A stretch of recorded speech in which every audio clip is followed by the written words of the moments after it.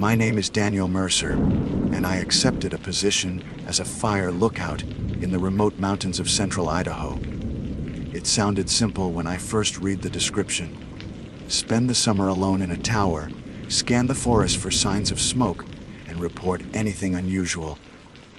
I was 31 years old, unemployed after my last contracting job fell through, and desperate for work that would get me away from the city and its noise.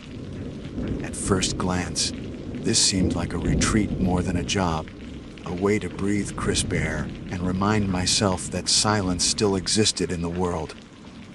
I didn't know yet what kind of silence it would be.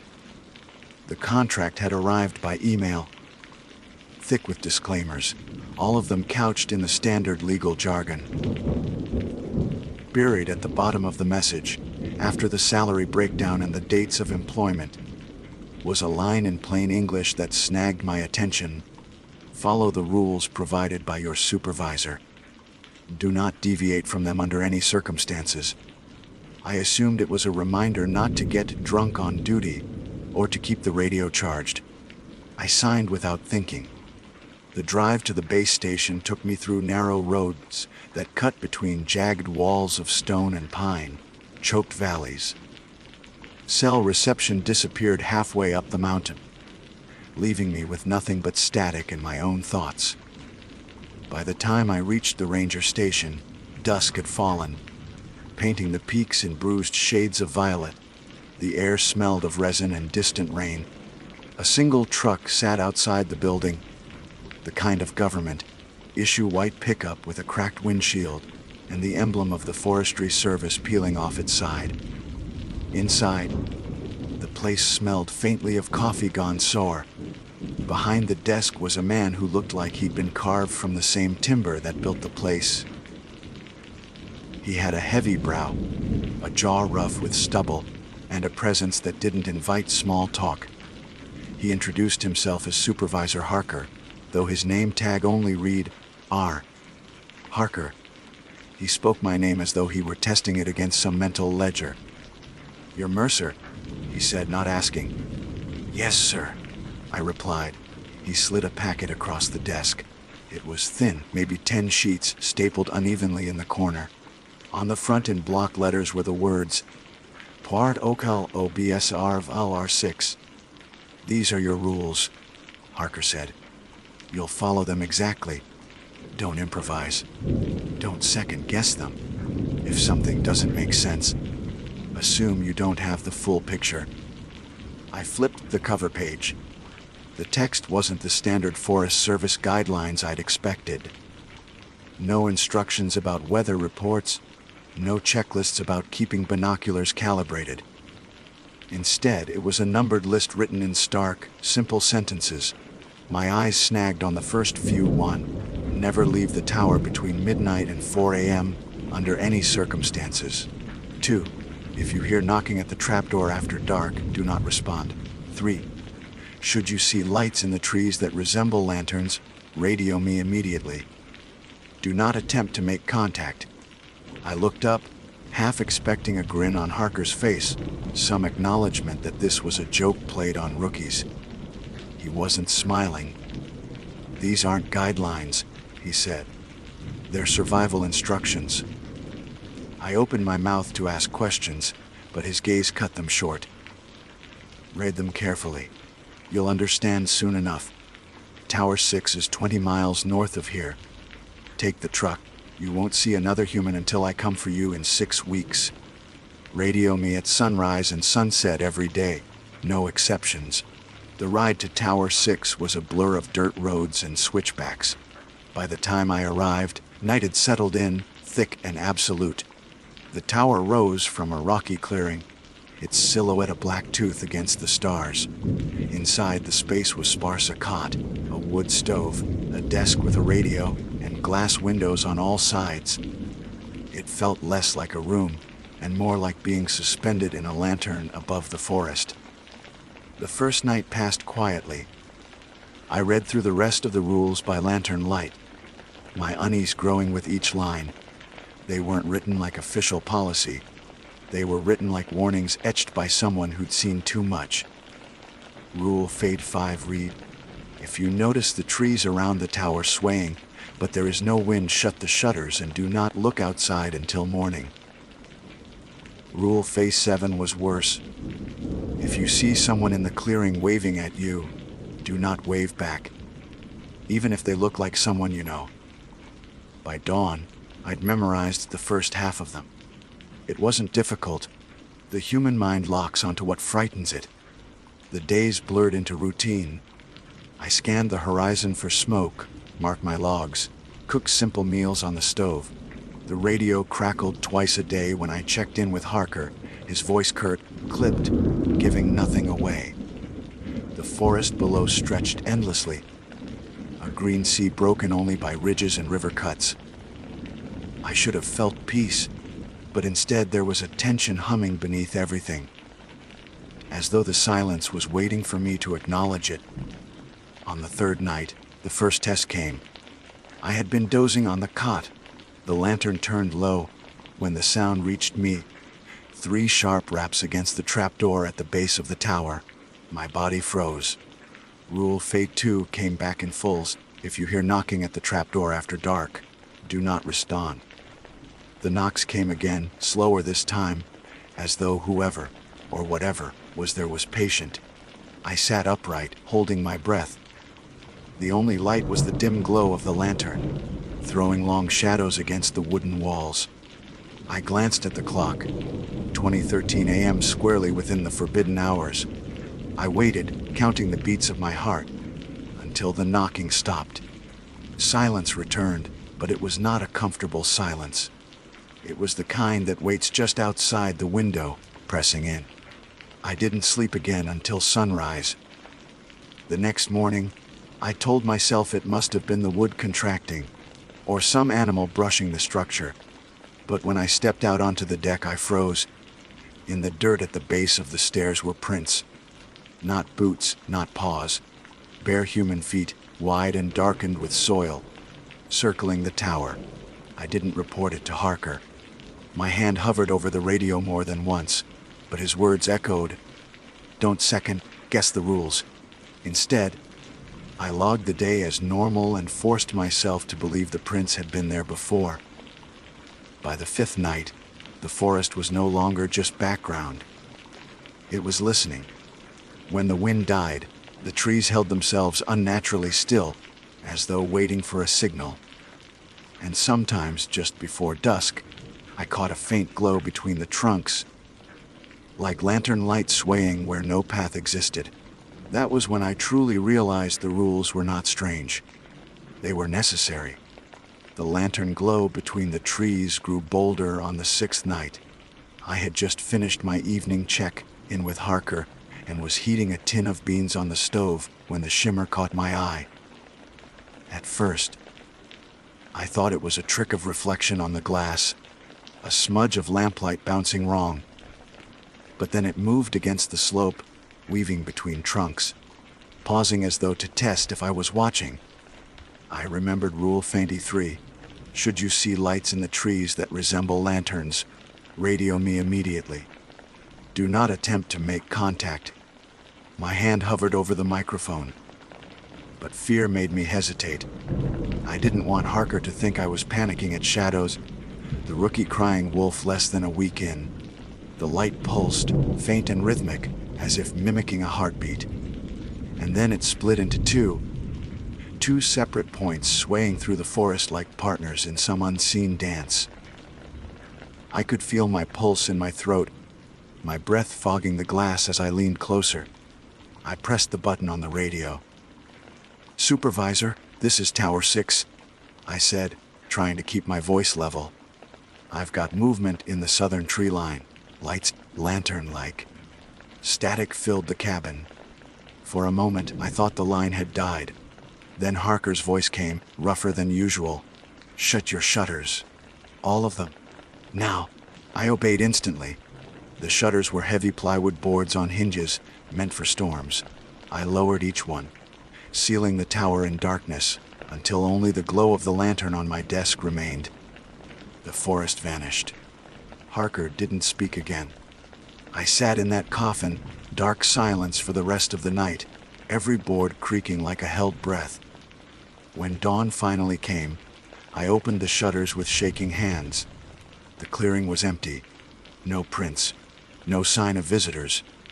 Only the forest, serene and green as though it had been that way forever. I wanted to believe I had imagined it, but deep down I knew I hadn't. Days passed without another sighting. I tried to force myself into rhythm. Cook, scan log, check in, sleep.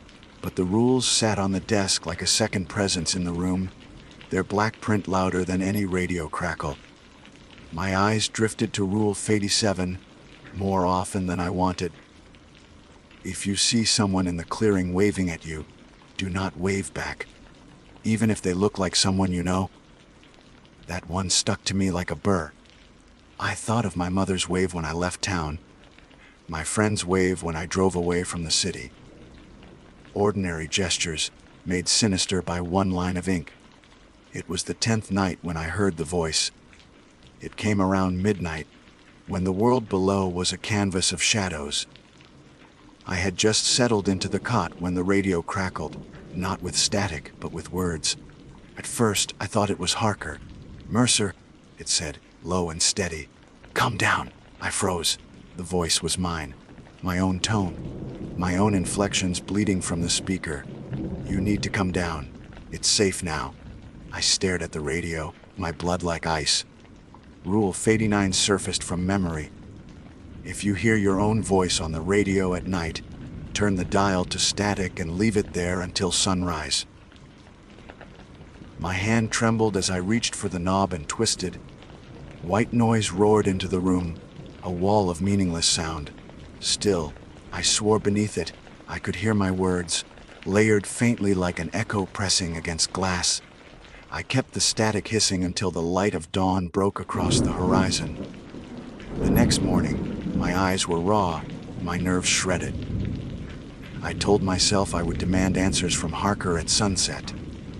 When I keyed the mic at the scheduled time, I spat the words before he could even say hello. What the hell is going on out here? There was silence, then the faintest sigh. "You've read the rules," he said. "That's not good enough. Something's out there. Why the hell wasn't this in the contract? Why me?" Another long pause. Then, "Because you were willing. That's all it ever takes." Before I could ask more, he signed off, leaving me clutching the mic with white knuckles. The rules weren't just guidelines. They were a barricade, flimsy but necessary, between me and whatever this place harbored. By the 12th day, sleep had become a fragile, broken thing. I jumped at every creak of timber, every gust of wind rattling the shutters. My dreams, when I caught them, were steeped in repetition, knocking at the trap door, voices whispering beneath the floorboards, lights swaying just beyond reach, waking and sleeping blurred until both felt equally unreal. Then came the wave. It was afternoon, bright and almost too calm. I was scribbling notes into the logbook when movement caught my eye. Out in the clearing, just beyond the base of the stairs, someone stood. The figure was tall, shoulders hunched slightly, a jacket hanging loosely against the frame. My breath caught as my brain supplied a name: Evan, my younger brother. The likeness was uncanny. The same sharp jaw, the same uneven haircut he never bothered to fix. He raised his arm slowly, deliberately, and waved. The world narrowed to that single gesture. My first instinct was to wave back, to acknowledge him, to believe that somehow he had found his way here. Rule 87 pounded in my scalpel. Do not wave back, even if they look like someone you know. I gripped the desk to keep from moving. The figure held the wave, hand tilting side to side in mockery of patience. Then, as though realizing I would not break, he lowered the arm and turned. Without sound, he slipped into the tree line, swallowed by green. I didn't breathe for a long time. My fingers left dents in the wood of the desk. That night, I didn't light the lantern. I sat in complete darkness. The shutters cracked only enough for me to see the stars. My body ached from tension. I wanted to believe I'd hallucinated the whole thing, that isolation had begun to gnaw at my sanity. But when I checked the dirt below at sunrise, the prints were there, bare feet again, circling the tower, and a second set trailing away into the trees. By now, the forest was no longer just scenery. It had intention. The way the branches bent, the way the shadows pooled, it all felt like choreography designed to lure me into breaking one of those rules. I stopped asking why the rules existed. The better question was how long I could keep following them. The 14th night sealed the doubt. I woke to the sound of the trapdoor creaking open. My stomach dropped. Rule Fight 2 had said not to respond to knocking. But this wasn't knocking. This was wood against wood, hinges groaning, the unmistakable sound of the barrier lifting. I sat bolt upright, staring at the square of black in the floor. It yawned open by inches, then held. My mind raced. The rules hadn't mentioned this. They hadn't told me what to do if the door didn't just beckon, but opened on its own. Something shifted in the dark gap. The faint scrape of skin on wood. Then a hand emerged, thin, gray, with too many knuckles, dragging itself onto the first rung of the ladder. I couldn't move. My body locked, as though any sound would draw it further. The hand paused, flexed, then retreated. The door slammed shut hard enough to rattle the windows. I sat there until morning, drenched in sweat, every nerve screaming. When light finally bled across the mountains, I staggered to the desk, grabbed the rule sheet, and flipped through it again, desperate to find something I had missed. At the bottom, in faded ink I swore hadn't been there before, was a new line. Rule Phelan Unrensen. If the trapdoor opens on its own, do not interfere. Wait, it will close. I stared at the paper until the words blurred. The new rule wasn't typed in the same neat black as the others. It was thinner, almost handwritten, though no pen had touched the page. I wanted to tear it up, throw it into the stove, pretend it hadn't appeared. But the weight of what I'd seen the night before, the gray hand, the shifting knuckles, the trapdoor closing by its own will, anchored me in the belief that the rules weren't suggestions. They were alive, changing as the forest changed, binding me into a contract I hadn't agreed to, but was already trapped inside. When I finally keyed the radio that morning, my voice shook. Harker. Something's wrong with the sheet. A new rule. It wasn't there before. There was silence, then the faint drag of his breath. Don't question the list, he said flatly. You're still alive, aren't you? That means it works. I wanted to scream at him, demand answers, but something in his tone froze me. He knew more than he'd ever admit, and my only lifeline was his voice crackling through static.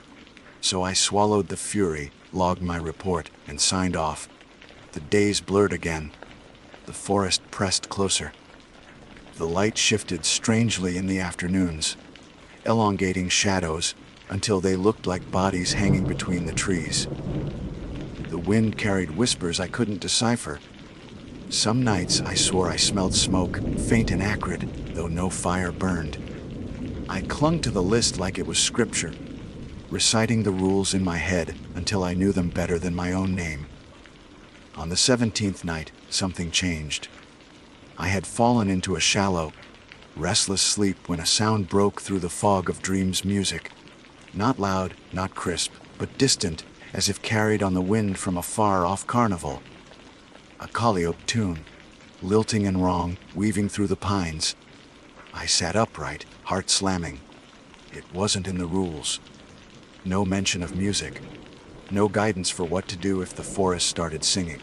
I crept to the window, peering through the glass. The clearing below was bathed in moonlight. At its edge stood three shapes. They were tall, impossibly tall, their limbs long enough to brush the ground, even as they stood upright. Each one held something glowing, swinging in slow arcs. Lanterns, or maybe not lanterns at all. The light wasn't fire. It was pale, greenish, like the glow of fungus on rotting wood. The music grew louder, though their movements made no sound. I backed away from the window, nearly tripping over the cot. My first instinct was the radio, but as I reached for it, words burned in my mind, as though whispered into my ear, "Don't call him. Don't call anyone." I froze. The voice wasn't mine, wasn't Harker's. It was something else. I dropped the mic as if it had burned me and dove for the shutters, slamming them down one by one until the tower was sealed again. The music didn't stop. It pressed through the wood, curling around me, teasing my nerves like plucked strings. I sat against the wall, eyes squeezed shut, whispering the rules aloud like a prayer until dawn. When the first light seeped in, the music ceased. I opened the shutters with trembling hands. The clearing was empty. The forest looked harmless again, but the memory of that tune stuck like a splinter in my brain. Later that morning, I checked the paper again, and there it was, another edition in that faint not quite ink. Rule firetower: if you hear music, close the shutters. Do not seek the source. I laughed, sharp and bitter. It wasn't hysteria, not yet, but close. The rules weren't being written for me. They were being written because of me, adjusting to what I encountered, anticipating the next horror.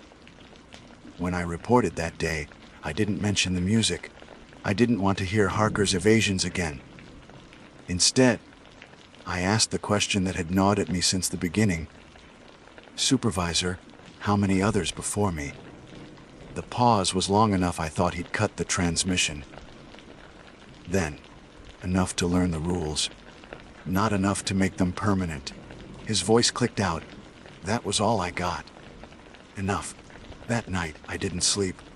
I watched the forest instead, waiting for whatever came next. The silence was worse than the noise, because it meant anticipation, a coiled spring ready to snap. Around 2 in the morning, the knocking returned. 3 raps against the trapdoor, deliberate and patient. I didn't move, didn't breathe. The knocks came again, then silence. I almost relaxed. Then came the whisper. Right beneath the floorboards, pressed against the wood, my own voice spoke. "Daniel, let me in."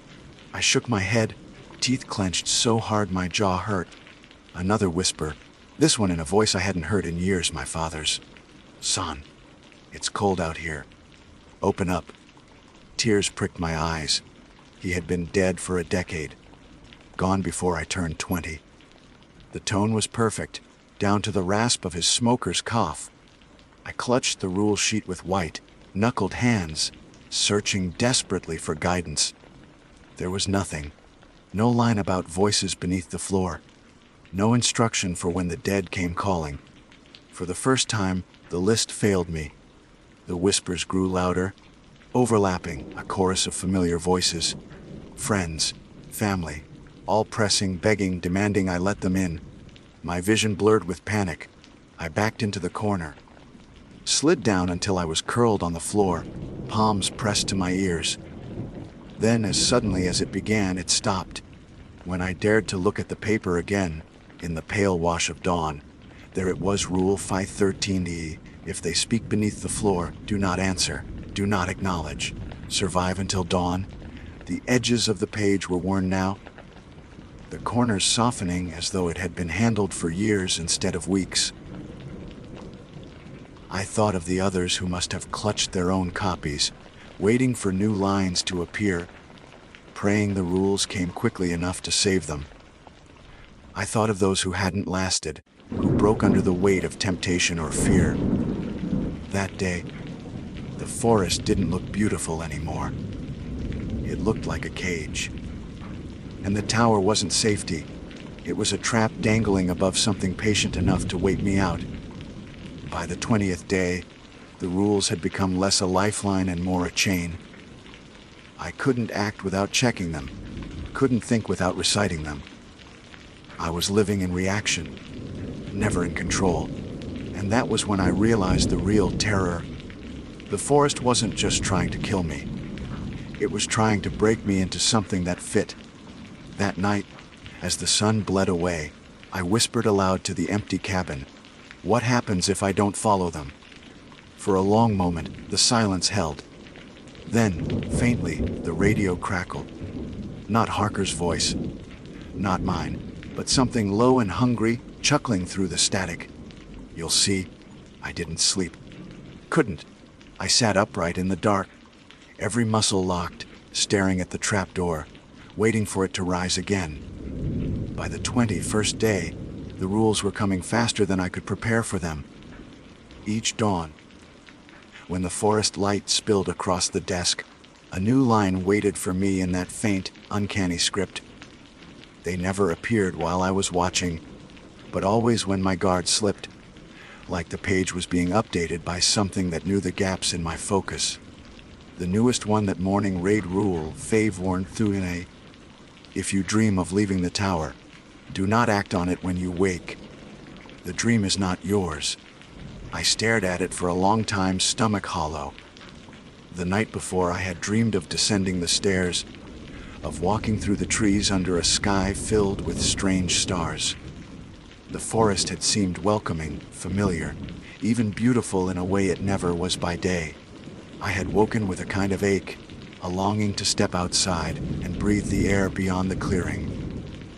That longing hadn't left me. Even as I read the rule, I realized then how insidious this place was.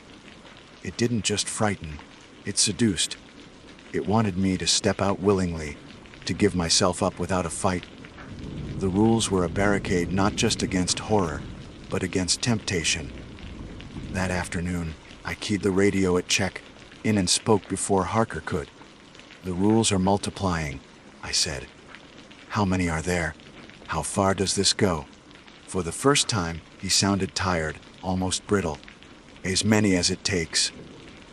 "Until what?" I pressed. He didn't answer. Static swallowed his voice, leaving me with nothing but the hiss of emptiness. That night, the dream came again. I walked barefoot through moss, moonlight pouring like milk between branches that bent low to guide me. In the dream, the rules didn't exist. There was no fear, no threat, just peace. When I woke, my body ached as if I had been climbing stairs all night. My hands trembled with the urge to open the trapdoor. Only the memory of Rule 514 kept me seated on the cot until dawn. By the 25th day, food tasted like ash. The beans, the rice, the canned fruit, all of it dulled, lifeless. I wondered if it was rot, or if the forest was stripping joy from everything I touched. Even water from the tower's tank carried a metallic tang. I forced myself to swallow it anyway, knowing that hunger and thirst would do the forest's work for it if I faltered. It was the 26th night when the tower itself turned against me. I had just shuttered the windows when the floor beneath me began to tremble. At first, I thought it was an earthquake, but the tremors were rhythmic, pulsing like a heartbeat. The boards shivered beneath my feet, rattling the lantern on the desk until it toppled and went out. In the sudden darkness, the tower moaned, a long groan of timber bending against pressure. I bolted upright, clutching the rule sheet in the dark. There was nothing on it about this. No line that told me what to do when the tower itself felt alive. When the walls closed in and the floor rippled underfoot. Then, just as my lungs burned from holding my breath, new words bled across the bottom of the page. Rule Fondi Feeble. If the tower shakes, do not run. Hold still, it will pass. I obeyed. I pressed myself against the wall, every nerve screaming to flee, to throw open the trapdoor and escape. But I held. The shaking rose to a violent shudder, then slowed, then ceased altogether. The boards lay quiet once more. My legs buckled, and I slid to the floor, clutching the paper like a lifeline. The next morning, the forest looked different. The trees were closer. I knew they shouldn't be. 20 feet of open clearing separated the tower from the first line of trunks. But they loomed nearer now, branches dipping low enough to brush the railings. Shadows stretched further across the ground, as though the sun itself had been dragged into a new position. By the 30th day, the isolation had hollowed me out. My thoughts came slow, words slippery in my mouth. I spoke less to Harker, my reports clipped to bare essentials. He didn't seem to mind. Once, I thought I heard him whisper something just before signing off, too faint to catch. I tried to call him back, but the line was dead. On the 32nd night, the music returned. This time it wasn't the lilting carnival tune. It was a low, steady hum, a single note vibrating through the wood and glass. My teeth ached with it. I clamped my hands over my ears, but the sound wasn't in my ears. It was in my bones. The paper waited on the desk. I didn't want to look, didn't want to see the inevitable new edition, but I couldn't help myself. When I turned my head, the faint ink was already there. Rule Huefixtixi, if the forest hums, do not move. Let it search. The hum swelled until the glass rattled. Shadows shifted beyond the shutters, shapes too tall, too thin, brushing past the tower as though circling prey. The air grew heavy, pressing down on me like water.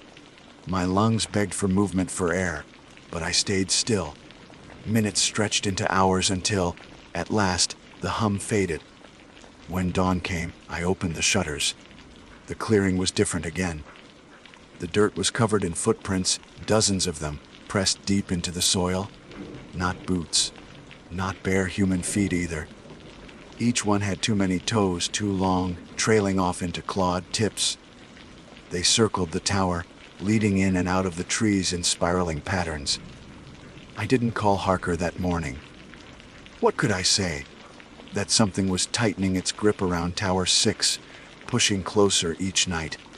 That the rules were being written faster, as though the forest itself was testing me with greater hunger. He would only say the same words, "Don't question the list." On the 35th day, I woke to find the paper different. Not just a new rule, but the entire page rewritten. The font was sharper, the lines darker, the rules reordered. Some were missing. You will not leave until you are dismissed. Rule Fate 2A, if something calls to you, ignore it. Rule Find 3, if the forest moves, stay still. Rule 54A, and if the door opens, do not go through. The rest trailed off into half-formed sentences, smears of ink that dissolved into nothing. My chest tightened. The paper wasn't just updating. It was rewriting me into a different set of rules. When I tried to call Harker that evening, the line didn't connect. The radio hissed and spit, but no voice came back. I called again at dawn, then at dusk. Nothing. The realization sank in like ice. I was alone now. Not just physically, but severed. Whatever had kept me tethered to another human had been cut. The forest had what it wanted. Me. Bound to a shifting list that would tighten around my throat until I either obeyed it completely or broke beneath it. That night, the trapdoor opened again. But this time, nothing reached through. No gray hand, no whisper. Just a hollow, beckoning silence. The air pulled upward from the gap, carrying with it the scent of pine and rot. I gripped the desk, my whole body straining against the temptation to descend, to end this vigil, to step into whatever waited below. And then the page changed once more, right before my eyes. The letters burned dark and certain across the bottom. Rule Phi 17E, when the silence comes, do not move. Do not speak, do not breathe. I obeyed. I sat frozen in the dark until the trap door slammed shut again. When dawn came, I realized my lungs still burned, my throat raw. I hadn't breathed for longer than should have been possible, and yet I lived, for now. By the 36th day, I wasn't sure whether the tower was keeping me alive or feeding me to something I couldn't name. The rules had stopped arriving in neat increments. They appeared whenever they pleased. Sometimes at dawn, sometimes in the middle of the night, sometimes burning across the page in letters, so faint I had to squint until my eyes watered. I'd begun to fear the page itself more than the forest. At least the forest showed its teeth in the form of lantern lights, knocking, whispers. The paper was sly, insidious, rewriting reality beneath my nose. Each new line meant some horror I hadn't faced yet, some test waiting outside the tower. On the 37th morning, I woke to find the sheet nearly covered. Rules stretched from top to bottom, some repeating themselves, others contradicting what came before. One in the middle read, "Do not trust Rule 84. Another said, "If the ink turns red, burn the page." The problem was, I didn't know which lines were permanent and which were bait. Was the list protecting me or manipulating me? My hands shook as I traced the words, trying to memorize them, but they slipped away like water through fingers. That afternoon, I made a mistake. It was small, so small I almost convinced myself it didn't count. I was scanning the ridges when movement caught my eye. A figure stood at the tree line, half in shadow. Not waving, not beckoning, just standing. The angle of the shoulders, the slope of the head. It looked exactly like me. My own reflection carved into flesh. The rules had said nothing about this. Waving, yes. Voices, yes. But not this. Not a double waiting in the trees. I should have shut the shutters. Should have looked away. Instead, I stared. My reflection tilted its head at the same moment I did. But then, slowly, its mouth stretched wide. Too wide. Wider than skin should allow. Rows of teeth unfolded like blades catching the sun. I stumbled back, knocking over the chair. When I looked again, it was gone. That night, a new line scrawled across the bottom of the sheet. Rule 518E, if you see yourself outside, do not look too long. I had failed it already. The following days blurred into a haze of sleepless hours and gnawing dread. Food ran lower, and what remained tasted fuller each time. I rationed water, my tongue dry and cracked. The forest pressed closer. Branches scraped against the windows. Shadows shifted across the walls even when the lantern was out. I stopped opening the shutters during the day. The trees felt too close, their bark writhing with faces I almost recognized. On the 40th day, the radio crackled back to life. Mercer. The voice was Harker's but faint, distorted. Relief hit me so hard I nearly wept. I grabbed the mic, clutching it like salvation. I'm here. I'm still here. The rules, they're changing. It won't stop. Static swallowed him. Then his voice returned, low and urgent. Burn the list. I froze. Burn it. That was the only thing keeping me alive. I thought of Rule 81, the original version. Never leave the tower between midnight and 4 a.m. If I destroyed the paper, would I still remember them all? Could I trust myself not to falter? Burn it, Harker repeated. Then the line cut dead. I stared at the stove for a long time. My hands trembled as I fed a scrap of kindling into the fire, the page clutched in the other hand. I couldn't do it. If I destroyed it, and the rules vanished from my memory, I'd be defenseless. And yet a sick part of me wondered if keeping it was the very thing feeding the forest, letting it write itself deeper into me. That night, the trapdoor opened again. Silence poured up through the gap, heavy and waiting. I pressed my back to the wall, clutching the rule sheet like a shield. And then the letters began to move. Not just new ones appearing, but the entire page shifting, rearranging into a single sentence written over and over. Openin, The. I squeezed my eyes shut, heart pounding. The boards groaned under pressure, as though something vast and heavy pressed against the ladder. The air stank of soil and rot. I lasted until dawn, but when the light broke, the trapdoor was still ajar.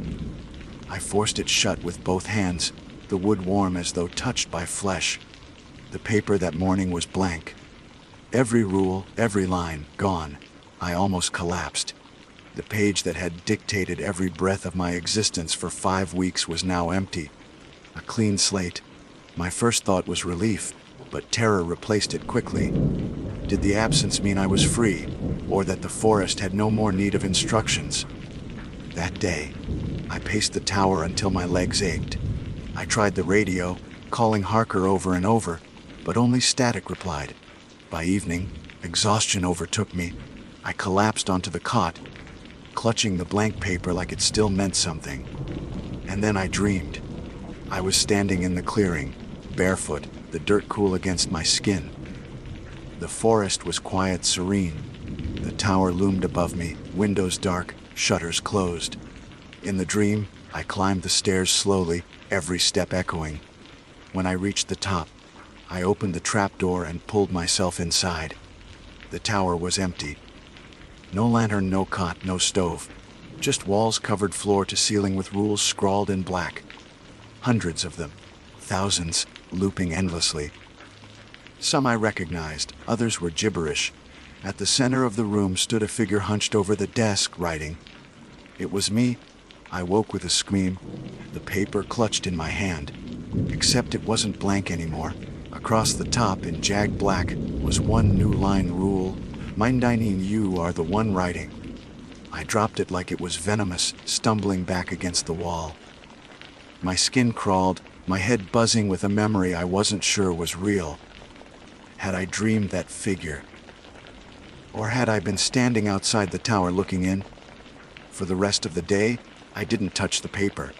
I left it on the desk, its single line facing the ceiling like an accusation.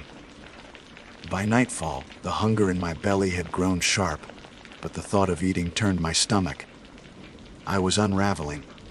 Thread by thread, the 44th night, I heard footsteps inside the tower.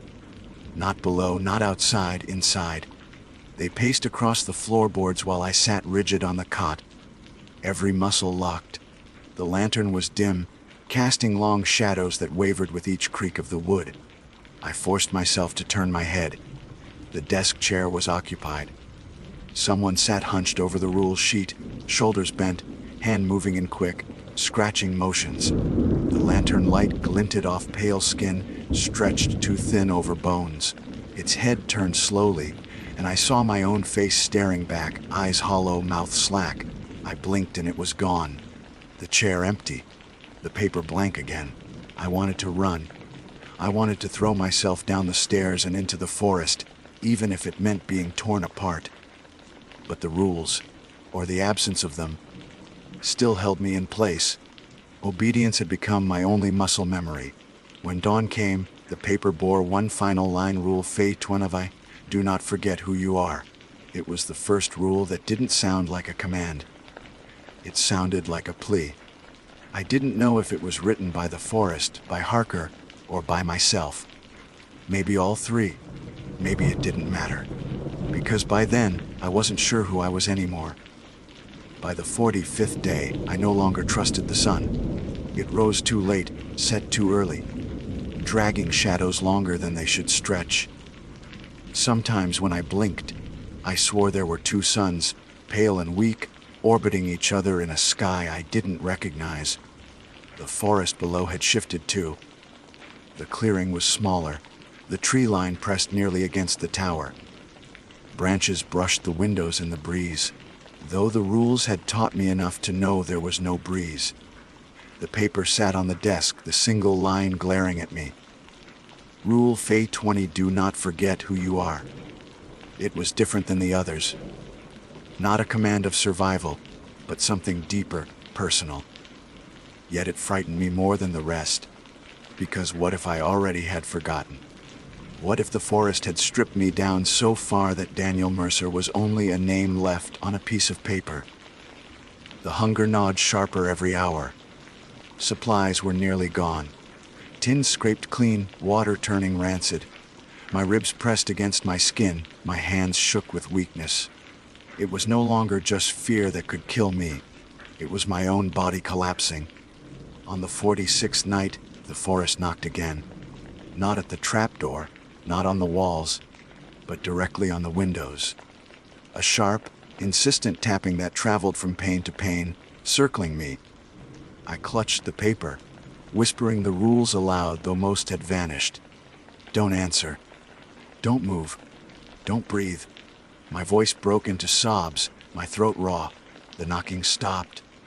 In the silence that followed, a voice whispered through the glass, Daniel, you've done so well. Just one more rule. I froze. The paper lay blank before me, the ink beginning to crawl again. My chest tightened as new words etched themselves across the page. Rule Fate 20 once and opened the door when called. I shook my head violently, the lantern rattling on the desk. No, that breaks everything. The rules said. My own voice cracked. The rules had said not to open the trap door, not to leave the tower.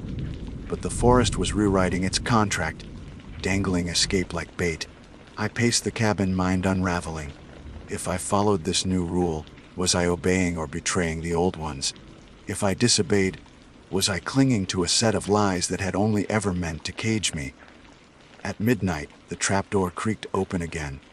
Not violently this time, but gently, almost tender, like a parent opening a bedroom door to check on their child. A soft glow rose from below, lantern light, green and pulsing. The smell of earth drifted up, damp and rich, strangely comforting. The radio crackled behind me.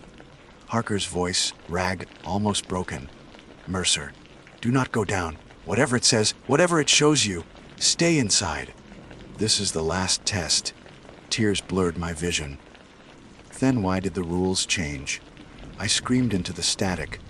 Why does it tell me to open the door now? Silence. Then, because it knows you're tired. The line went dead. I staggered to the trapdoor, staring into the glow. My own reflection stared back from the black wood of the ladder, warped and grinning. The hunger in my body screamed for release, for anything but another night of endurance.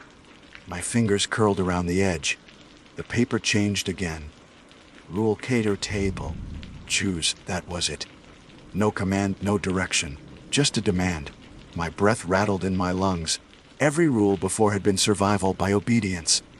Now it demanded something else. Responsibility. Maybe the final trap was choice itself. I shut my eyes.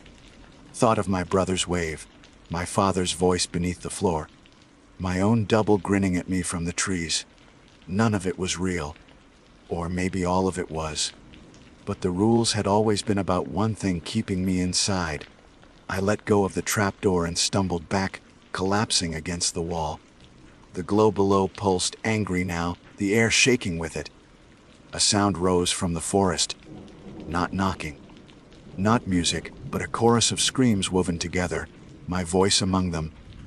The tower shook, timbers groaning, glass rattling. The paper burned on the desk without flame, the words searing brighter until they vanished in ash. The trapdoor slammed shut, hard enough to rattle dust from the rafters. Then silence. When dawn broke, the clearing was empty again. The trees had retreated, leaving 20 feet of open dirt, as though nothing had ever pressed closer. The air was clean, sharp with morning. The paper was gone. In its place on the desk sat my radio log, open to the first page. My own handwriting filled it from start to finish. Every line of every rule scrawled by my hand. I turned the pages with trembling fingers, and each bore my script, not the faint ink I'd grown used to. Had I written them all along? Had Harker ever existed? Or had the forest used my own mind to trap me, to feed itself on my obedience? The radio crackled once more, faint and steady. A voice, calm and unfamiliar. Tower 6, this is base. Rotation's over. Your relief will arrive today. Good work, look out. I stared at the mic, unable to move. My throat worked, but no words came out. Hours passed. By noon, a white truck appeared at the edge of the clearing, sunlight glinting off the windshield. A man climbed out, young, clean, shaven, carrying a duffel bag slung over his shoulder. He shaded his eyes against the sun, looking up at the tower. He raised his hand and waved, every muscle in my body locked. Rule 87 thundered through me. If you see someone in the clearing waving at you, do not wave back. The wave held, patient, almost cheerful. The man shouted, "You must be Mercered. I'm here for the next shift." I stood at the window, trembling, unable to tell whether this was freedom or the cruelest trick of all. The rules were gone, the page ash, but they lived in me now, carved deeper than bone. My hand twitched at my side, aching to rise, to wave back, to prove I was still human. But I didn't. I couldn't. I only watched, and the forest watched with me.